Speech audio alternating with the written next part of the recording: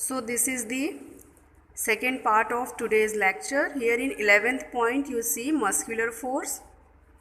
All animals and human beings use their muscles to do work. The muscles exert a force that brings about motion.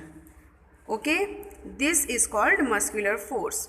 So here in example, in diagram you can see the leg muscles of the frog exert a force that pushes the frog into the air. Okay, then one more contact force is there, which is force of friction. So you can see in the 12th point, when two surfaces slide over each other, the force which opposes the motion is called friction and the force is called the force of friction. In this diagram, you can see one rough floor is there and one heavy box is there on the floor. Okay, you can see the direction of push here. It is right hand side. When a man is pushing the box, you can see here, this is the direction of push, and here in between the surface of box and floor, in between the surface of box and floor, what will appear here? Here it will appear friction. Whenever we want to move a body or an object over another object or floor between their contact surface, okay, this is the box and this is the floor, between their contact surface one opposing force appears which opposes the motion. This force is called friction, and the direction of friction is always opposite to the direction of force applied. This is also a contact force. Friction force appears in the contact between two surfaces. That's why it is a contact force. Now our next topic is force and motion. As we have already discussed, when we apply force, there is change in the state of motion. Okay? So earlier what happened? Aristotle believed that a force is required to keep an object in motion. Otherwise it would come to rest in the absence of this force. Okay? Are you understanding what Aristotle has said? It has said that if you want to move something, then only you have to apply force. Okay? To stop something you don't. If you don't apply force, the thing will automatically come at rest. But it is not true. Galileo opposed the Aristotle had observed, whatever Aristotle has observed. Galileo said that a body in motion will continue to move with uniform speed in a straight line provided no external force acts on it. What does it mean? What Galileo wants to tell here? Simply Galileo is telling that a body in motion will continue to move with uniform speed in a straight line if no external force is provided. Okay, that means suppose if you apply force to roll a ball and the ball is rolling, here in this diagram you can see. Okay, P, this one is the initial position of ball. The ball comes down. Why it will come down? Because of gravitational force. When it come here, it gains some kind of momentum. That's why the ball will not stop here but move this side. Okay, and because of the momentum only the ball goes up.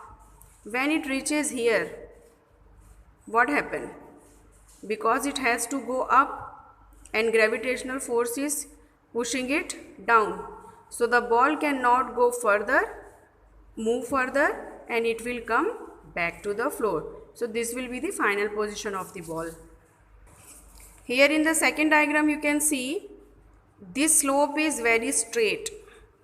Okay, if we make a little moderate slope here, the ball can go more far.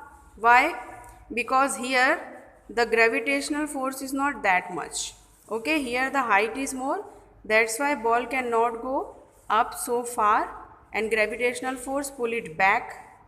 Okay, here the height is same, but you can see the path has changed. Okay, the inclination has changed, that's why the ball can move far. And in this third figure you can see we have reduced the inclination. Okay, inclined surface is not here. After this path there is one straight path. So here the ball is moving continuously. Okay, it is not stopping here. So what happened in the first case? In first case you can see these both the paths are equal to each other. That means they both are balancing each other. Okay, here the balance has changed a little bit and here there is no balance. Okay, so that's why you can see if there is something which can balance the force, okay, the force will not work that much. This is the initial position.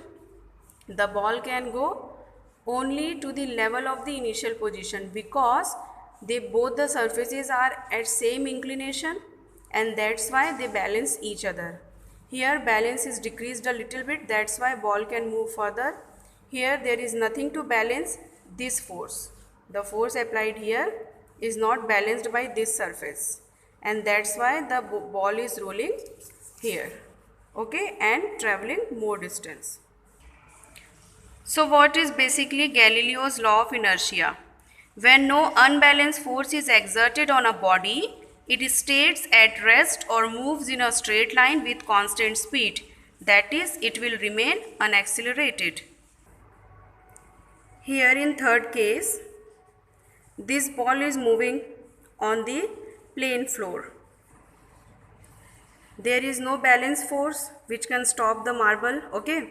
So here this marble or ball, it is moving on the plane floor. Does it mean it will move continuously for infinite time? No. After some time, after traveling some distance, this ball will stop. Why it will stop? It will stop because of force of friction. Okay. So Galileo here has proved that if a body is in motion and a force is applied on that, then only the body will stop. Otherwise it will not. So here in the contact surface between the ball and the floor, force of friction is working, and that's why the ball stopped. This is it for today's lecture. We will meet in next lecture. Till then, goodbye, take care and do some productive work.